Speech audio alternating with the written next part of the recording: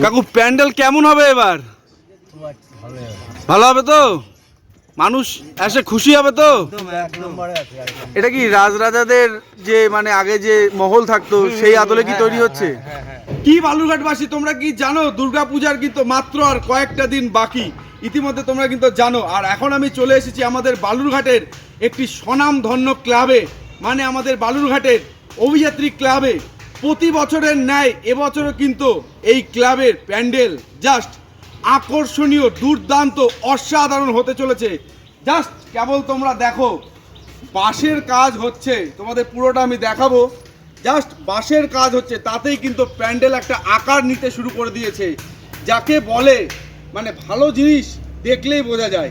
বলে না কথায় আছে, ভালো জিনিসের ভিত দেখলেই বোঝা যায়।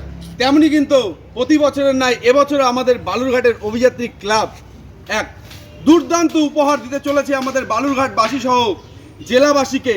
এত সুন্দর প্যান্ডেল আমাদের নিজের চোখে কাছ থেকে দেখার। তাই সাথে থাকো, কেমন হচ্ছে কাজ তোমরা দেখতে থাকো।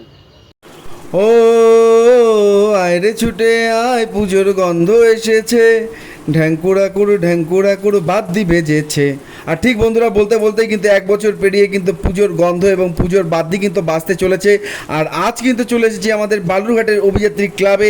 আর এবছর এখানকার প্যান্ডেল জাস্ট অসাধারণ এবং দুর্ধর্ষ হতে চলেছে। কিন্তু ইতিমধ্যে বাঁশের কাজ দেখেই বোঝা যাচ্ছে যে প্যান্ডেলটি কিন্তু এক অসাধারণ রূপ নিতে চলেছে। চলো প্যান্ডেলের থিম কি আমরা কিন্তু জানার চেষ্টা করব।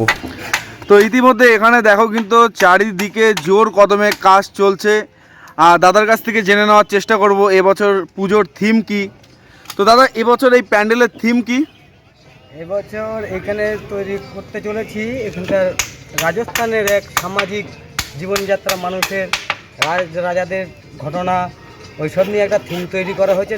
চার পাঁচ রকম নিয়ে একটা মণ্ডপ তৈরি করা হচ্ছে, চেষ্টা করা হচ্ছে। এটা কি রাজরাজাদের যে মানে আগে যে মহল থাকতো সেই আদলে কি তৈরি হচ্ছে? হ্যাঁ হ্যাঁ হ্যাঁ, আচ্ছা, ওই ধরনেরই একটা তৈরি করা হচ্ছে, চেষ্টা চলছে এখানকার এই মণ্ডপ তৈরি করা।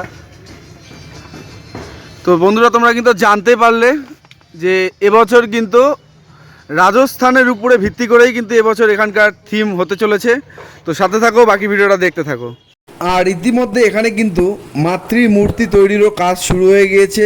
ভীষণই সুন্দর লাগছে, এখনও অনেক কাজ বাকি রয়েছে বন্ধুরা।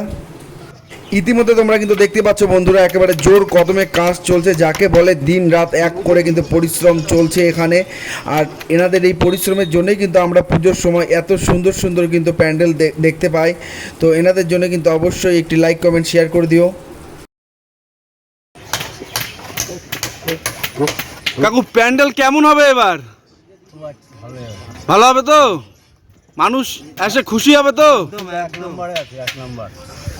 দাদা কি মনে হচ্ছে প্যান্ডেল কেমন হবে? ভালোই হবে, ভালো, খুব ভালো হবে। খুব সুন্দর করে বানাতে হবে কিন্তু। আমাদের এখানকার কিন্তু খুব স্বনামধন্য ক্লাব এটা, জানি। তাহলে আমরা আশা রাখছি ভালো হবে। অবশ্যই।